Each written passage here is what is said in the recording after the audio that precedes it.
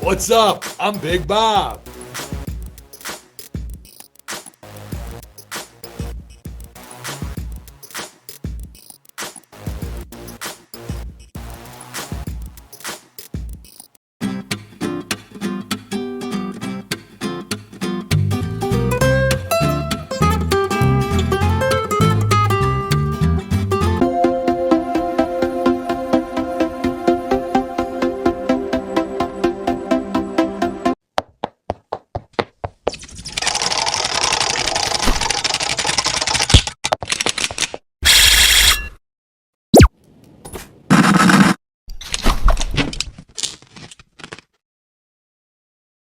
What's up, Big Bob? You're supposed to say that too. Oh, what's up, Big Bob? There we go.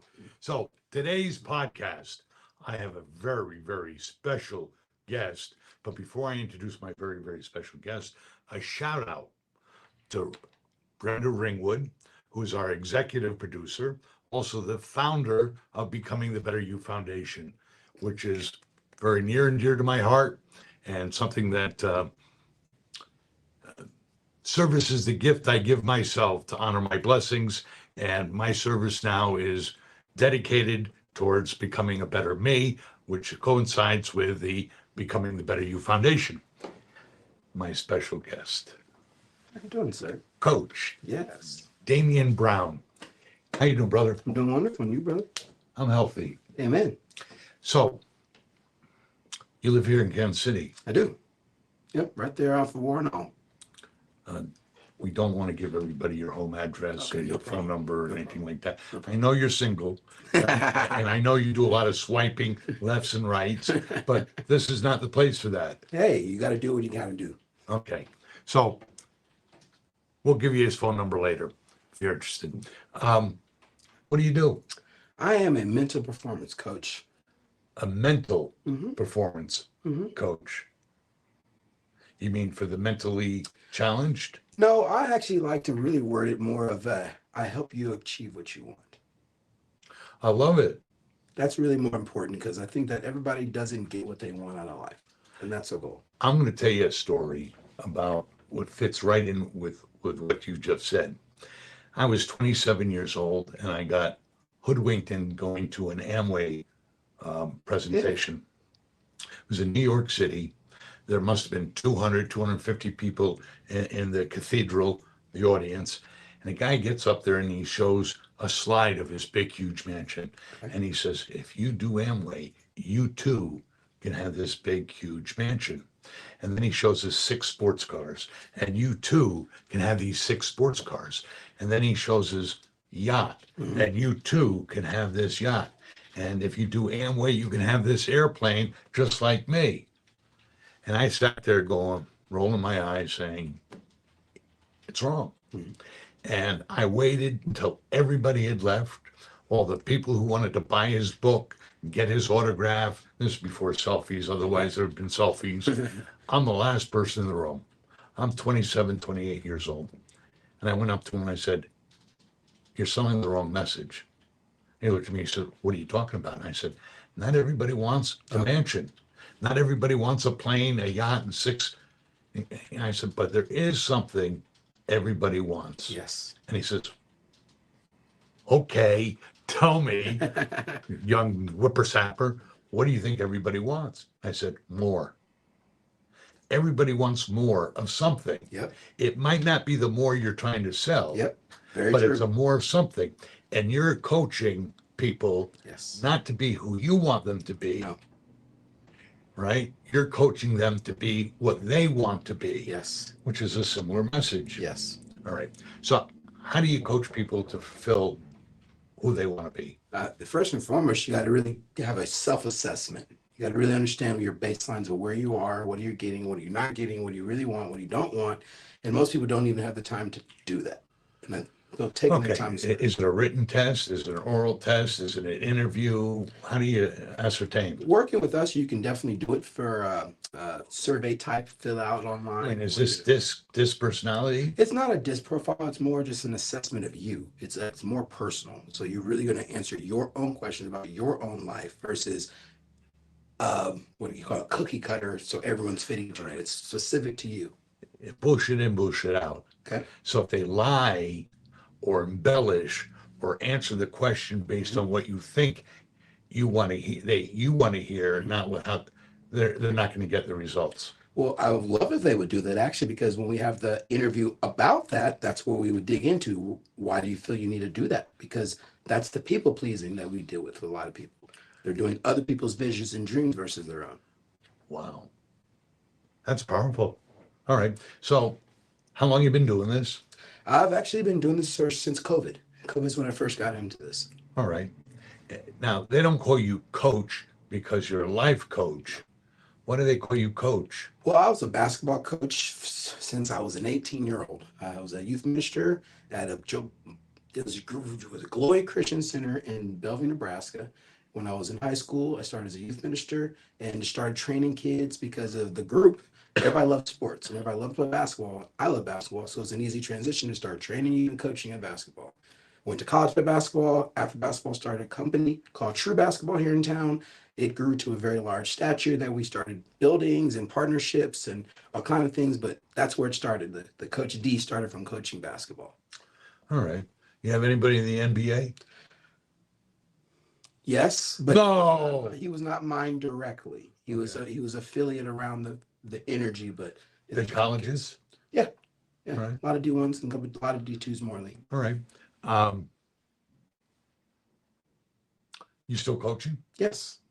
Where do you coach? I coach at Hyman Brand Hebrew Academy. This is actually my 6th or 7th year. So wait, you've coached at a Christian school. Now you're coaching at a Hebrew Academy Yep. school. Huh. I'm just taking a wild flag here. The athletes at the Christian school were probably a little better. Yes.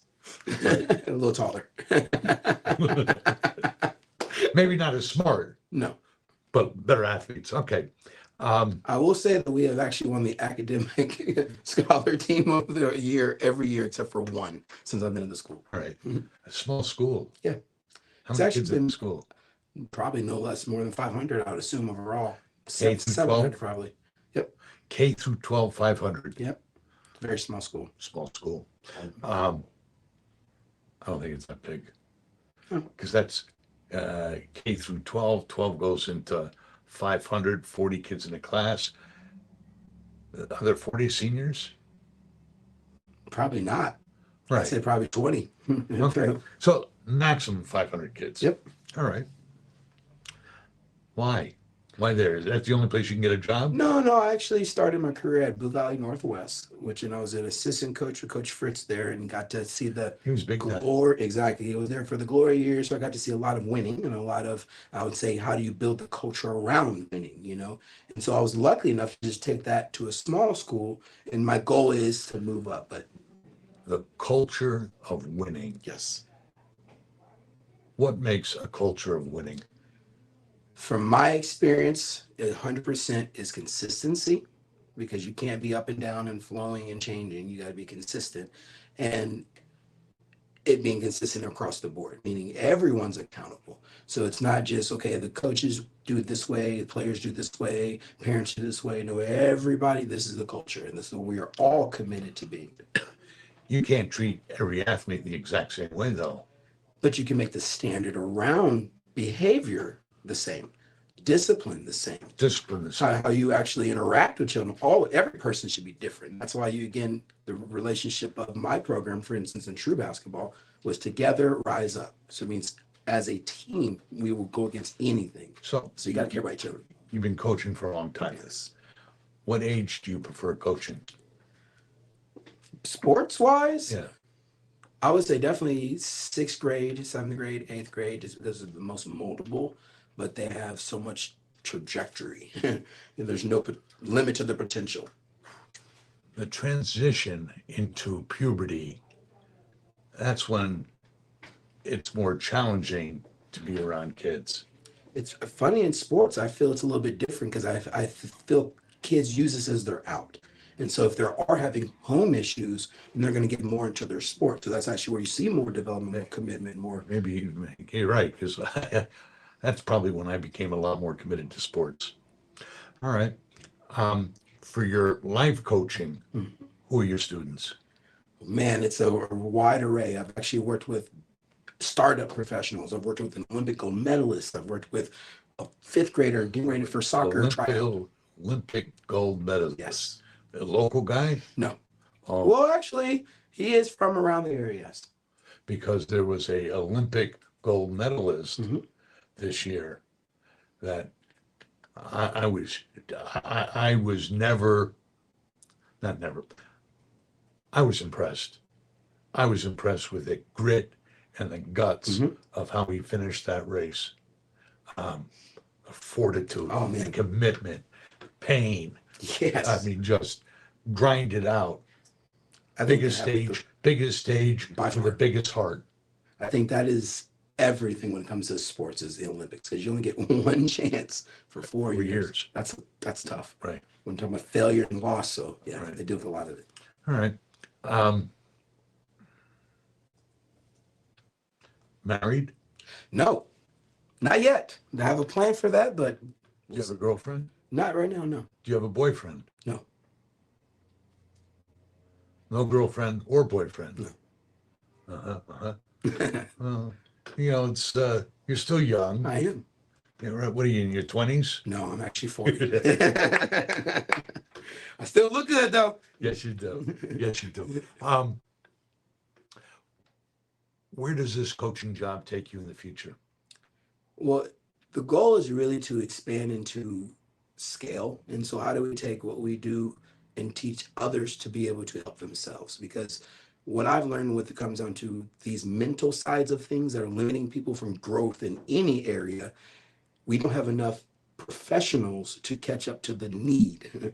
And then we don't have enough time for the professionals to have what we call that balance of life All right. to catch up to the needs. So we need to find better solutions at home.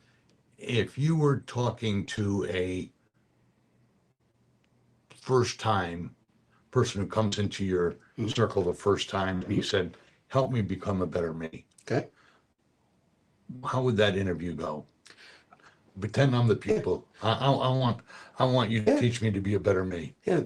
One of the first things we say is, who is the person in your life that you, whether they're famous or you know them, that you would absolutely admire the most? Okay. Why do you admire them the most? What about them is what makes you admire them? Intellect, success, is able to articulate their goals, um, or values. I've never caught this person lie, cheating, or stealing. Um, the right perspective and balance in life. What we've experienced is usually when we ask people about themselves, they have a hard time describing the characteristics they like or want. But when we ask them to talk about someone that they admire or look up to, it's pretty easy and it comes out flowing. That's how I want to. I'd want to be Exactly. something like him. And so that's where we would start is now that you've understand some of these identifying marks that you want to be, what's stopping you from that?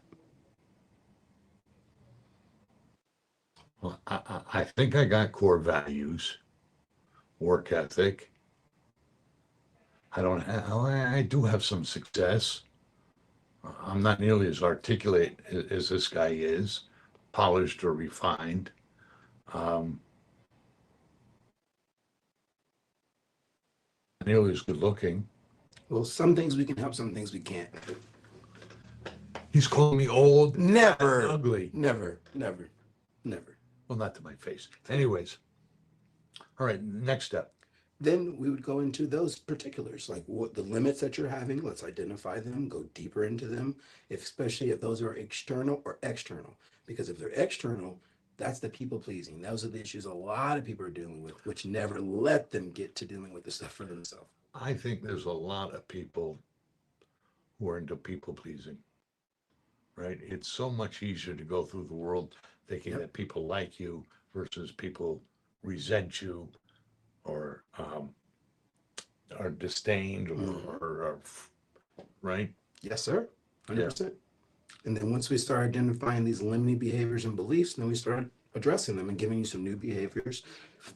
Because again, we are a performance base. We want to have some measurables and milestones that are getting you there. But one thing that we do that's different than a lot of coaches is there's never going to be a beating you up. Like ultimately, it sounds funny, but our goal is not to get you to your goal. Our goal is to be content where you are. If you're You know, content where you are, then your goal is going to be so some people use the word happy. Mhm. I've been happy a dozen times in my life, and they've all lasted less than 10 or 15 minutes. I've been content 95% of my life, just content. I'm satisfied. When you say you happy, when I say happy, you might say euphoric. okay. There might only been a dozen times in your life that you have felt euphorically, Right. right? But all the rest of the time, you're somewhat happy. I'm saying I've never been euphoric, but Mhm. I'm happy. I'm content. Mhm. Content for me works. I For don't have to be happy. I'm good with not being happy as long as I'm content, Yep. satisfied with what I got. I'm not pushing to get a lot more. I'm not jealous of my neighbor because he has something I don't have. Mhm. Now, Okay. that would be one thing that we would talk more into too, because you've identified that compared to the thing that you admire. Are you really wanting to put the effort in chasing that? No, And so, do you really want that, or is that something idolizing? look, do I want to become a better person? Absolutely. I'm just hoping it's going to be easy Okay. because at this stage of my life, I don't know how I like me. Amen. I like who I am. I like my shenanigans. I like my offbeat personality. Um, Awesome. I'm fantastic with my humor, which is mostly self entertained. My humor is to entertain me. I don't care if you are entertained with it. Really don't. Makes it better then. Right. It's as long as I think it's funny. So, but how much work do I want to put in Hmm. to become a better me? Exactly. How much work do you put in to become a better you? I work on it every day. How? Working out, eating better, learning more about the things that I really want to out of my life versus the things I'm settled for or imagine but don't know how to attain. Something more clear with my vision and more purposeful in my Do you actions. do a lot of reading? Yes, but I do it more audible. So I listen to a lot of audiobooks more so than actually reading the book. Everybody learns differently. Mhm. Okay. Is there a different library of books to read for each person to become a better them? Or is it the same books that you promote all the time? Do you promote reading? Yes, yes, that and journaling. Yeah, Journaling? 100%. That's like writing things down? You can do vocal journals. I do that on my notepad. Just press the button and talk. Uh-huh. Are you good at that? It's easy that way. Do you listen to them? Yep. That or just again, if you can do it voice to text and read it later. How often do you go back and listen to your earlier tapes? I definitely do more the voice to text. So I read them, and because I have them dated, I can go back to dates where I have it like this was about this project or about this particular thing, so that way I can always keep that in line. Are you your best teacher? It's a very good question. I got lucky. I asked a good question. Um, no, I would say life is my best teacher. There's so many Whose life? circles. Whose life? You're right. I guess that I am my best teacher. My experiences do teach me a lot. My failures, my trials, 100%. I mean, besides, everybody says you learn from your mistakes. Hmm. Well, you might make one mistake a day, but you make 5,000 right decisions a day that you're not even cognizant of. Yep. You signaled to get into our parking lot. Yep. Maybe 5 years ago you didn't signal and you were in an accident, but maybe you've never been in an accident, but you still signal to make that left-hand turn. Yep. You still put the on top of your toothpaste. I mean, everything Did you your best? do, Yes. right? 100%.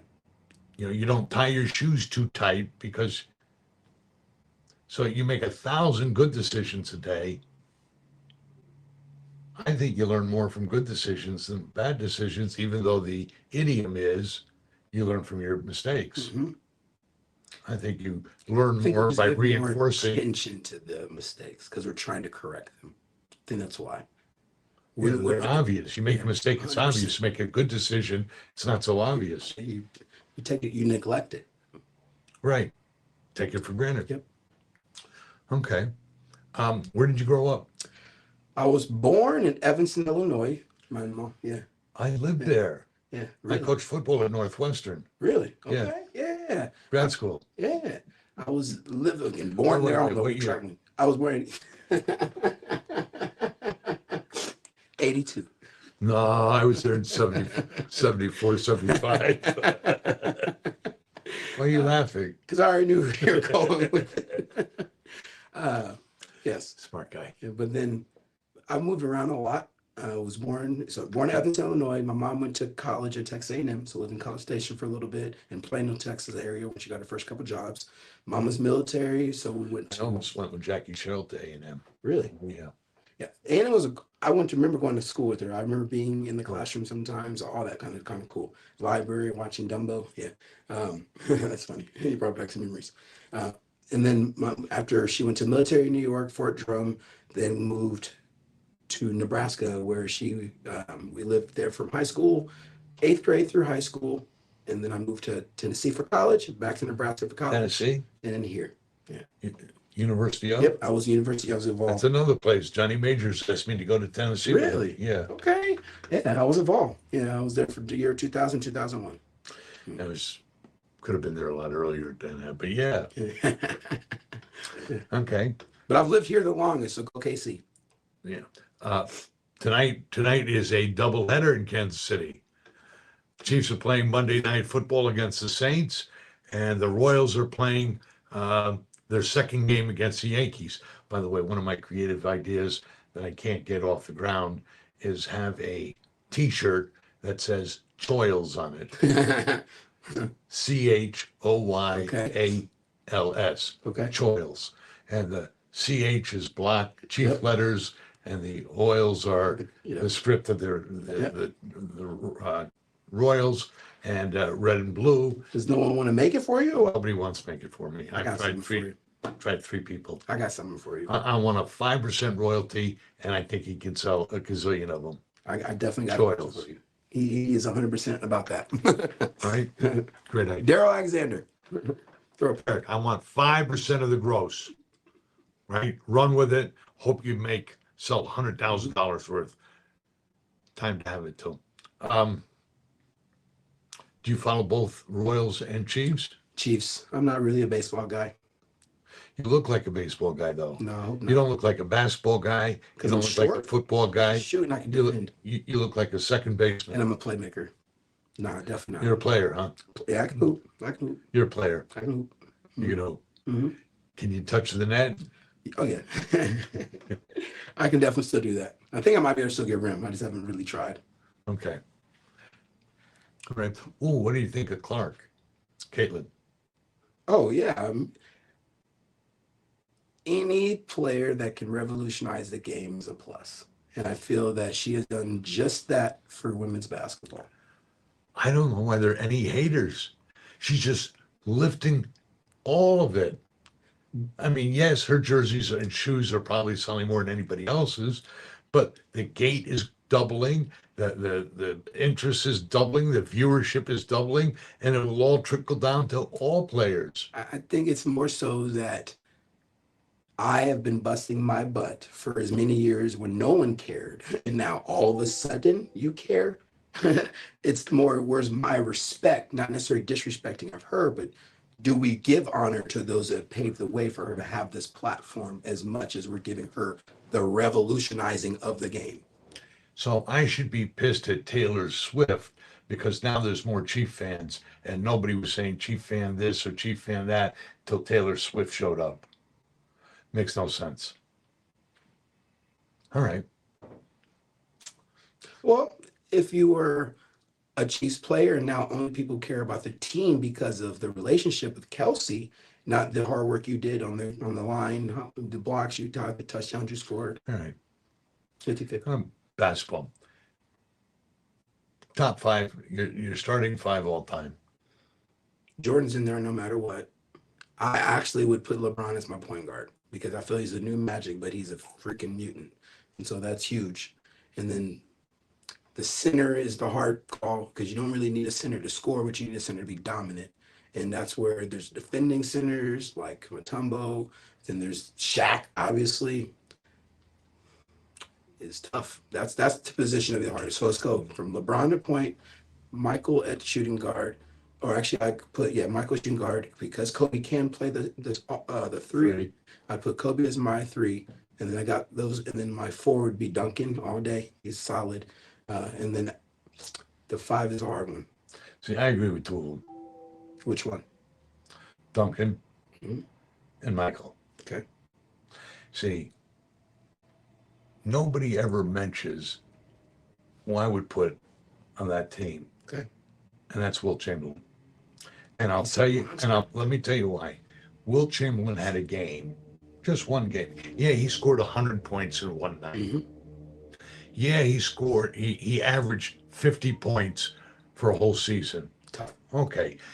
Yeah, he had 50 rebounds in one game. So the critics come out and say, Chamberlain, all you can do is score and rebound. So he went out the next year and led the league in assists. Yep, I remember that. Okay. Two things you don't know about Chamberlain. The only guy in the history of basketball to have a triple-triple and a double-double. Triple-triple, double-double. What's that? Never heard of it actually. All right. And I might get the numbers wrong, but I think it was like 54 points, 32 rebounds, 16 assists. That's his triple-double. Triple-triple. Yep. His double-double was he had 18 blocks and 14 steals. I mean, triple-triple, double-double, one game. Oh, by the way, Chamberlain never fouled out in his career. That's tough. And from he that is position, never big. mentioned Wow. as being a top guy. I still got him in the running for center. Like I said, center's the hard part. There's so many reasons. So many reasons. Right. And it'd be probably because he never won enough championships. That's number one that people would Right. judge him for sure. All right. Let's see. Who's your point guard though? Who's my point guard? Probably Magic. Always respect. Only because he can do so much more than just be a point guard. He's adding to the team. I guess Kobe's okay as a three, right? Duncan's four. I mean, you can make a case for 10, 15 different people. I mean, I got my signed autograph Oscar up here. Yes, he's definitely in the running for. I mean, all day. how can you not? Like I said, the reason why I love LeBron in points because his size. That makes it tough, and his playmaking ability and athleticism. It just makes that position tough. Which if that position is tough, everything else flows smoothly if that guy shares the ball, which he does. Which he does. Magic shares. It's just the Kobe would be the trade I'd make if I change anything. So you put LeBron at three. No, I'd probably Magic. actually I'd switch the three altogether, and that's the one is a Pippen, Or you go with 2 4s. which Giannis would be in there because we can stop him. Right. Transition, ridiculous. Do you watch a lot of NBA? I don't watch enough TV sports wise as I should, especially because I coach. Are you a KU fan? Yeah. Tennessee fan? Oh yeah, always. A&M fan? Not necessarily Nebraska fan? football. Northwestern fan? Nah, All right. the Bears though. You like Chicago Bears? I always love the Bears. Really? I remember the whole Jimmy Man. Don't tell song me you and all that. remember. Don't tell me you remember the refridge because that Yeah. was before your time. I do. My dad really got me loving some Chicago football, even though that wasn't his team later in life. What year were you born? 82. The Bears were 85. Come on. I remember the 85, 86, 87 celebrations as far as just them winning the 85. All right. And I was actually in Dallas during their run too, so I've actually been around some cities and winning. In city now too. What do you do for recreation? Play basketball, play pool, bowl. See, this is one of the reasons why you're probably still single, Yeah. right? So where would you take a girl on our first date? Really would be more first date. I've actually learned from you that I need. I hope you haven't taken my advice. No, Oh, no, I'm not bold enough yet. Okay. But definitely more where we can talk and get to know each other first before just spending money on meals or adventures. But that second day would be something more what I would have learned from you, and I'd have created something for us to have that would have been unique. I'm an amazing guy. I'm very focused on me right now, which I'm stopping. All right. I mean, you do want to be married someday. For sure. Kids and You all. want kids? For sure. Have a house? Yep. A dog? Yep. Really? Yep. Okay. What else can we talk about? So we got politics and religion. We did sex. Election day is 3 weeks away. Mhm. Do you have a dog in the race? No. Reasoning being is the way I've always looked at this politic thing. If I'm looking at it being in a coach position for a franchise, each coach is going to make the franchise better. The franchise isn't going to keep changing back and forth based upon a side they're on. That's it. So why isn't the whole entire franchise continuing to improve consistently? Each system being added based on the new coach. I think they're both backsliding. All right. Religion. How often For what?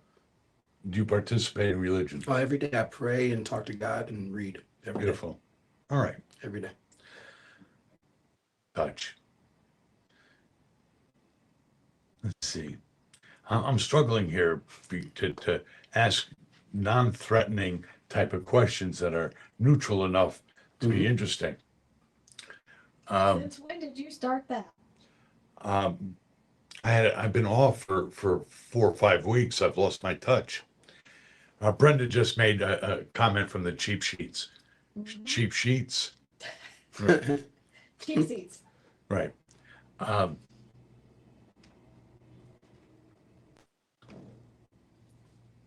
Tell me about the day we first met. I actually said the story earlier today. We met here, actually. Me and Dave walked in here, and then You and Dave. Porter, Right. and I don't know if it was Kellen with me at that time. Yeah. Okay. And we walked in, and we walked into your little upstairs office there, and we sat down, and you hit me with why you want a franchise. And I just started talking, and you just started shooting it down left and right. And it was great for me because it helped me to defend, it had me think deeper, it had me grow. And then you shared the stories of your journey even before you did that. So you actually opened my eyes to understanding that if I'm going to have the courage to blaze a new trail, I need to be bold enough to actually believe in it. And so you really challenged me that day to, do I really believe in it? And so I did, and I pursued it. But franchising just didn't happen because of the team I was with. So that's why I've learned that lesson. And when you do things, you need to make sure you have the right team. You can't carry the wagon yourself. You can't pull the whole wagon yourself. Not at all. Right. All right. Whatever happened to Mr. Porter? Do you still contact him? I've seen him every once in a while, but he's been busy with his work. Like he used to come to the J a lot and come to our games, and it just hasn't. He's got to be an old man now. I mean, he's at least my age or close. Yeah, but you're young. You're forever young. Yeah, forever young. Okay. How far can you take this coaching gig?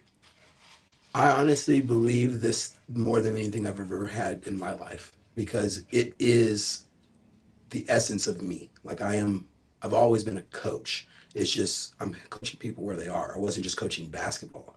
My trauma of my situation that brought me to Kansas City made me focus in that one lane of basketball. But How are you going to build this business?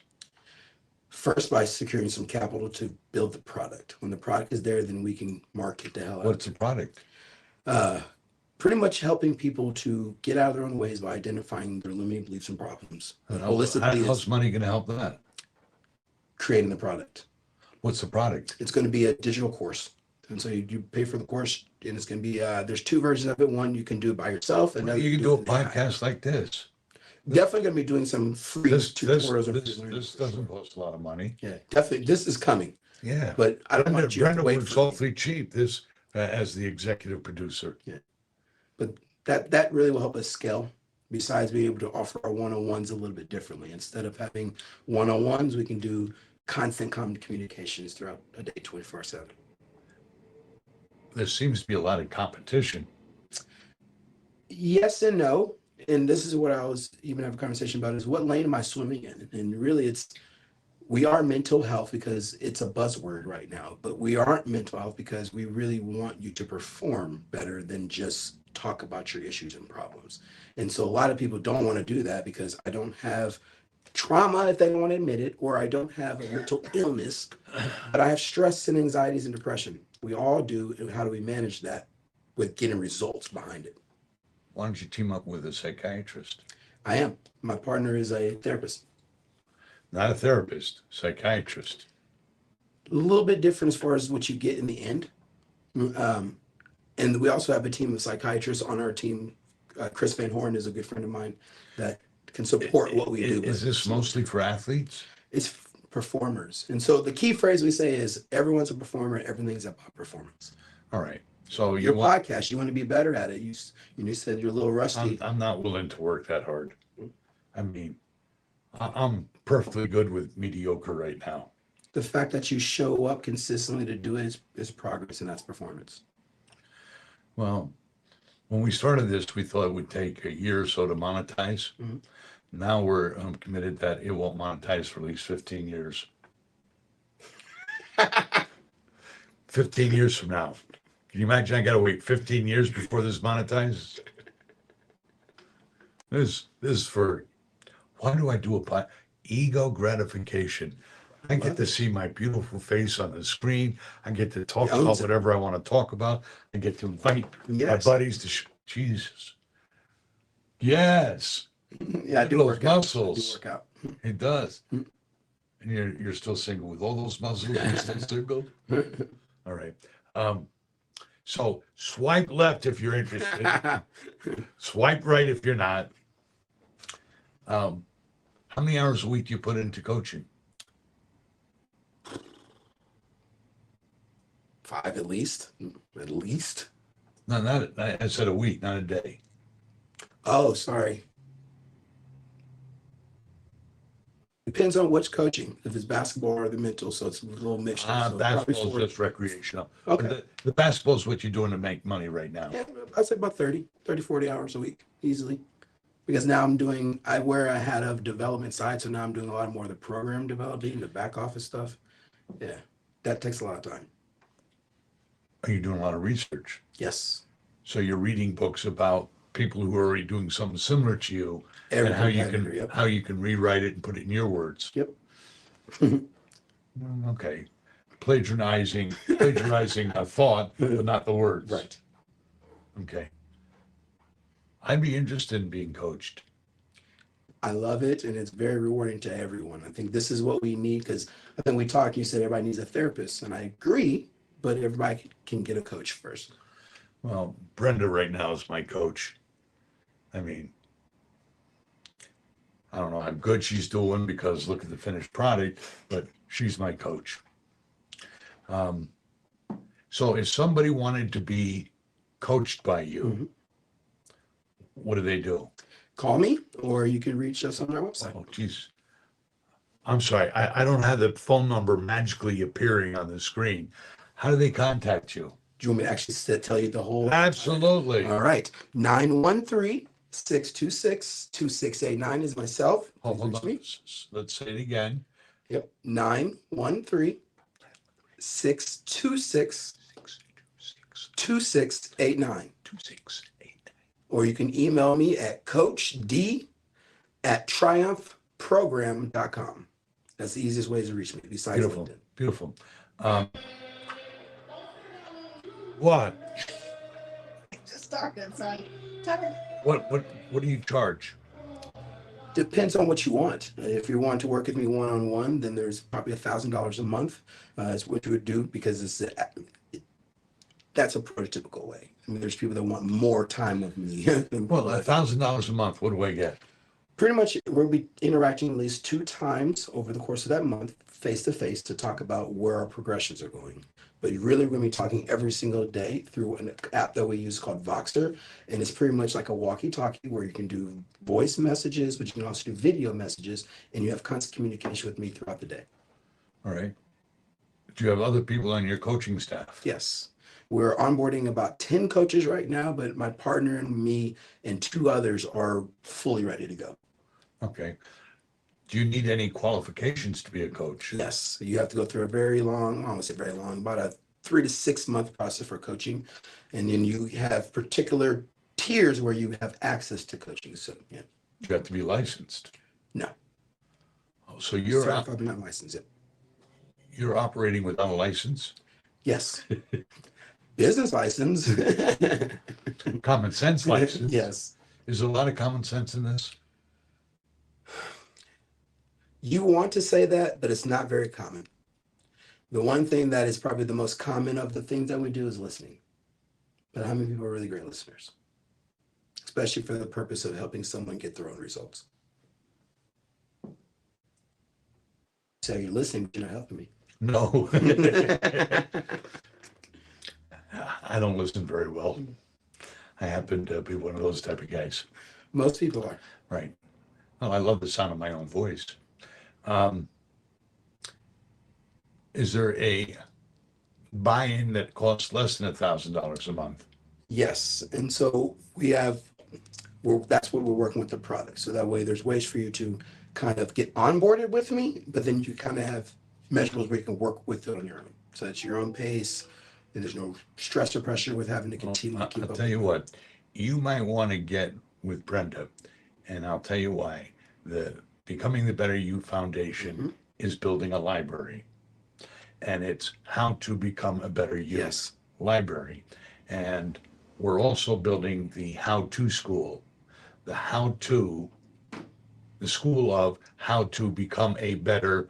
Right now we have a speaker, how to become a better speaker, how to become a better parent, how to become a better neighbor, how to become a healthier version of yourself, how to become a better salesperson.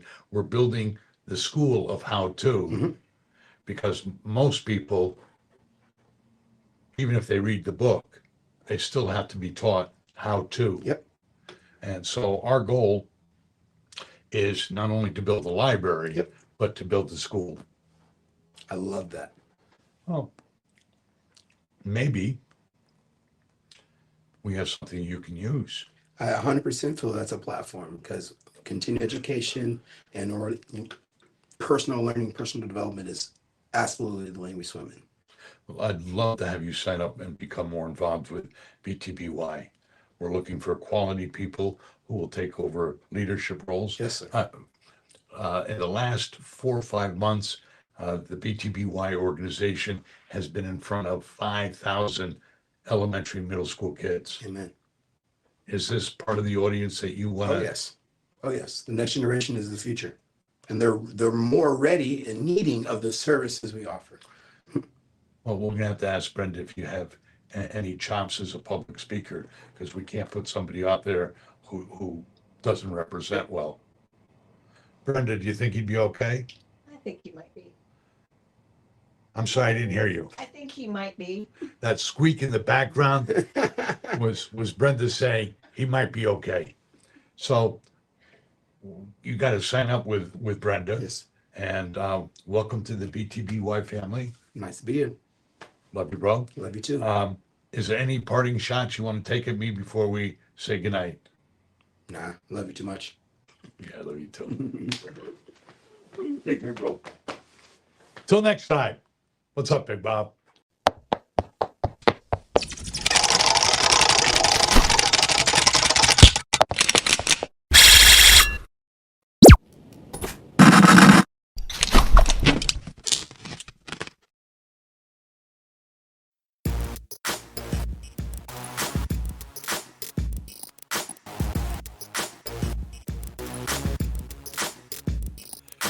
What's up? I'm Big Bob.